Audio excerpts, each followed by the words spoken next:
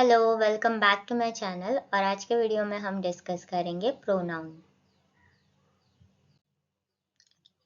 तो प्रोनाउन क्या होता है? प्रोनाउन एक ऐसा वर्ड होता है जिसको नाउन के प्लेस पे यूज किया जाता है। ठीक है, मतलब अगर हम किसी लड़के की बात कर रहे हैं, सपोज हम राम की बात कर रहे हैं, तो राम की जगह पे जब कोई वर्ड यूज किया जाएगा ना, तो उसको बोलेंगे प्रोनाउन। अभी ये क्यों यूज किया जाता है? क्योंकि अगर हमें कोई सेंटेंस बोलना है तो बार बार अगर एक ही चीज हम लोग वही नाम बार बार रिपीट करते रहेंगे तो फिर वो क्या हो जाएगा, सेंटेंस थोड़ा बोलने में बोरिंग भी हो जाएगा या कंफ्यूजिंग भी हो जाएगा। तो जब भी किसी सेंटेंस को स्मूथ बनाना है, मतलब उसको समझने में आसानी होनी चाहिए, वो बोलने में साफ साफ होना चाहिए, समझने में आसान होना चाहिए, और बार बार उसमें बहुत कम रिपीटेशन होना चाहिए। जब ये सारी चीज़ों के लिए हम वर्ड को रिप्लेस करते हैं ना, नाउन के प्लेस पे कोई और वर्ड यूज करते हैं, तो वो क्या हो जाएगा, आपका प्रोनाउन। तो जैसे अगर बिना प्रोनाउन के हम ये सेंटेंस लेके, Sarah said Sarah will go to the market. ठीक है, अगर प्रोनाउन के साथ यूज करेंगे तो फिर कैसे हो जाएगा, Sarah said she will go to the market. ठीक है, तो फिर यहाँ पे हमको क्लियरली पता है कि सारा किसके बारे में बात कर रही है, या फिर ये सेंटेंस क्या है, सुनने में थोड़ा इजी भी लगता है, क्लियर भी है, या रिपीटेटिव, बहुत ज्यादा रिपीटेटिव भी नहीं है। तो फिर यहाँ पे शी को रिप्लेस किया है सारा के साथ। अभी देखते हैं प्रोनाउन के टाइप्स क्या क्या होते हैं। तो पहला है पर्सनल प्रोनाउन। पर्सनल प्रोनाउंस तब यूज किए जाते हैं जब स्पेसिफिक लोगों को या स्पेसिफिक चीजों के लिए वो यूज किए जाते हैं। तो सब्जेक्ट प्रोनाउन, सब्जेक्ट प्रोनाउन वो होते हैं जो सेंटेंस के एज ए सब्जेक्ट यूज किया जाता है। सब्जेक्ट वो होता है जो उस सेंटेंस के वर्ब का जो मेन एक्शन होता है ना, जब वो कोई चीज इंसान करता है तो वो क्या हो जाएगा, सब्जेक्ट। तो जैसे एग्जाम्पल में अगर है I, you, he, she, it, we. ठीक है, तो ये सब क्या है, सब्जेक्ट प्रोनाउन हो गए, क्योंकि उस सेंटेंस का वर्ब का या फिर एक्शन ये लोग करेंगे। तो she is going to the store. ठीक है, तो यहाँ पे एक्शन क्या हो रहा है, गोइंग, लेकिन फिर वो कौन कर रहा है, शी। ठीक है, तो शी मतलब लड़की के लिए यूज होता है, तो वो स्टोर जा रही है, तो इसलिए फिर she is going to the store.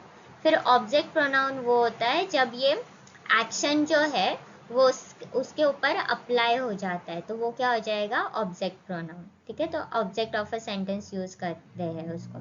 तो उसमें आ जाएगा me, you, him, her, it, us, them.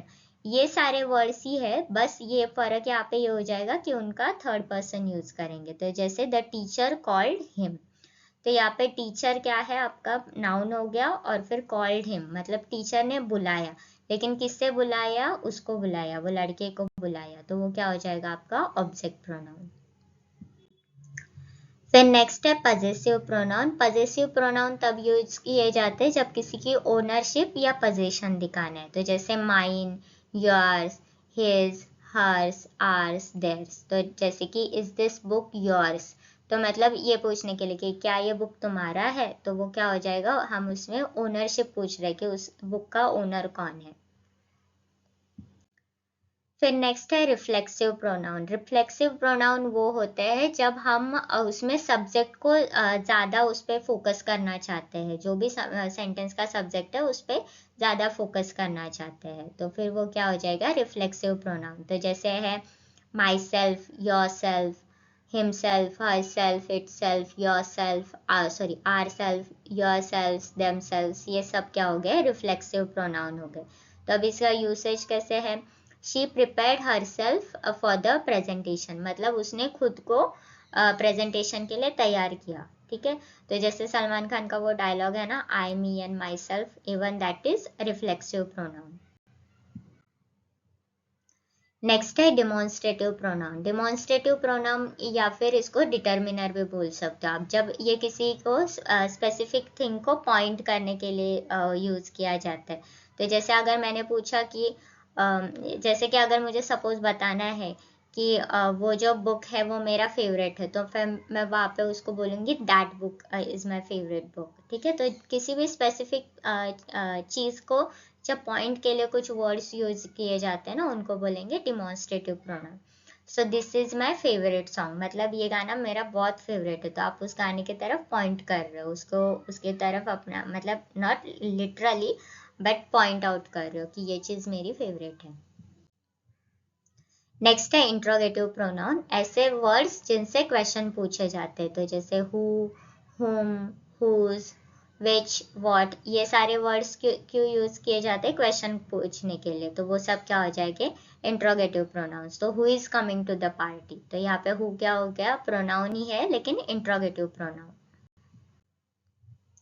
फिर है रिलेटिव प्रोनाउन। रिलेटिव प्रोनाउन ऐसे वर्ड्स होते हैं जो क्लॉजेस को कनेक्ट करते हैं और कुछ एक्स्ट्रा इंफॉर्मेशन देते हैं। तो यहाँ पे हु, हुम, हुज, विच, दैट, ये सारे वर्ड्स सेंटेंस में यूज तो किए जाते हैं लेकिन क्वेश्चन पूछने के लिए नहीं किए जाते। तो जैसे the book that you gave me is interesting, तो यहाँ पे बुक के लिए ही दैट यूज किया है कि तुमने जो मुझे बुक दिया था ना वो बुक अच्छा था, तो वो जो वो वर्ड यूज किया ना उसके लिए आया दैट। तो ठीक है, या फिर अगर इसको हु के जैसे यूज करना है तो फिर हम कैसे बोलेंगे, there was a person there who was very helpful. ठीक है, तो अगर मैंने ऐसा बोला कि वहां पे एक इंसान था जो काफी हेल्पफुल था, तो फिर वहां पे वो जो वर्ड के लिए मैं हु यूज करूंगी, वहां पे उसको एज अ क्वेश्चन नहीं यूज कर रहे हम लोग, एज अ उसको मतलब जो या वो ऐसे वर्ड्स के लिए जब हम लोग को ये सारे वर्ड्स यूज करते तो वो क्या हो जाएगा आपका रिलेटिव प्रोनाउन।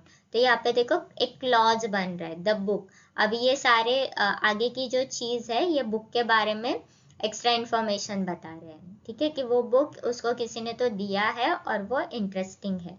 तो यहाँ पे ये आपका मेन सेंटेंस है, ये क्लॉज है। तो जब ये क्लॉज बनाने के लिए प्रोनाउन यूज कर किए जाते हैं ना तो वो हो जाएगा आपका रिलेटिव प्रोनाउन।